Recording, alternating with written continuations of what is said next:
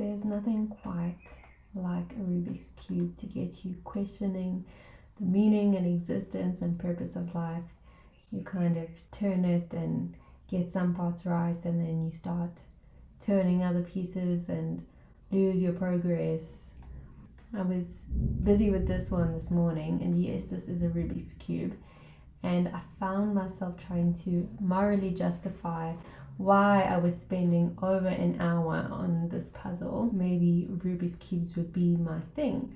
Maybe I'll get really good at them, and if the postmodernists are right and truth is relative, then I could make Rubik's Cubes my destiny. But alas, if the postmodernists are right and truth is relative, then there is no one correct solution to the Rubik's Cube, and you can choose any solution you want to the Rubik's Cube. The solution to the Rubik's Cube is whatever I want it to be, which means I really am wasting my time.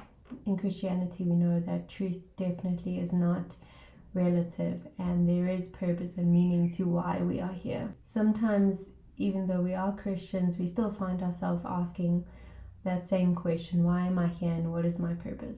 This is not the kind of question we can look to science to solve. Science has answered and resolved a lot of questions that the world has. Why is the apple falling down? Gravity. What is the speed of light? What is the best lipstick for pale skin tones? Just kidding. The existential question of whether life has meaning is something every person has to come to a conclusion about. Nicky Gamble, who is the creator of Alpha, has a really good analogy about how we should be going about the question of the meaning of life. He gives the example of a cake, and he says science can definitely answer the questions about what the ingredients were and how the cake was baked, but science can't tell you who made the cake and why they made the cake. And so the question behind the question of what is the meaning of life is really who made me and why did they make me? Who did they make me to be?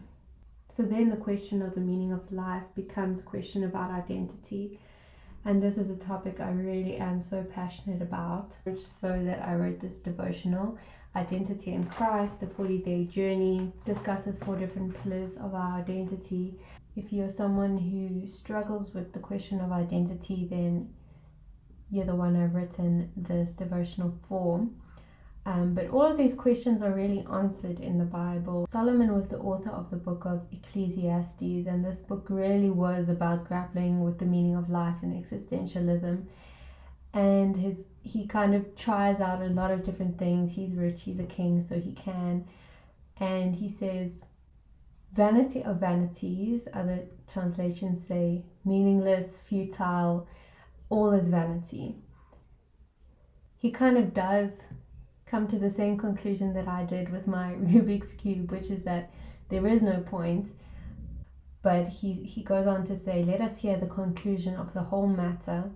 Fear God and keep his commandments, for this is man's all. And that's verse 12. The Good News translation puts it like this: after all this, there's only one thing to say. Have reverence for God and obey his commands, because this is all that we were created for. And the Amplified Version says, worship him with all-filled reverence. That's what it means to fear God. So what does that mean? What does it mean that we are supposed to love God and worship him and glorify him? Well, that's definitely a question for another video. But I do want to leave you with 2 great books on this topic, because this channel is about 2 Peter 3:18, grow in the grace and knowledge of Jesus Christ. The first person I think really got living a life full of love for God and reverence for God is Brother Lawrence. This is The Practice of the Presence of God by Brother Lawrence, really a famous book by a monk who every single day lived in God's presence and sought hard after God, even though his job was just to cook in the monastery kitchen. The second book that I recommend, if this is a topic you're exploring, is Viktor Frankl's Man's Search for Meaning. And his conclusions about the meaning of life led to a whole school of thought in psychology called logotherapy. he was in a concentration camp during Nazi Germany, so he really did have a lot of time and a lot of reason to ponder the question of the meaning of life.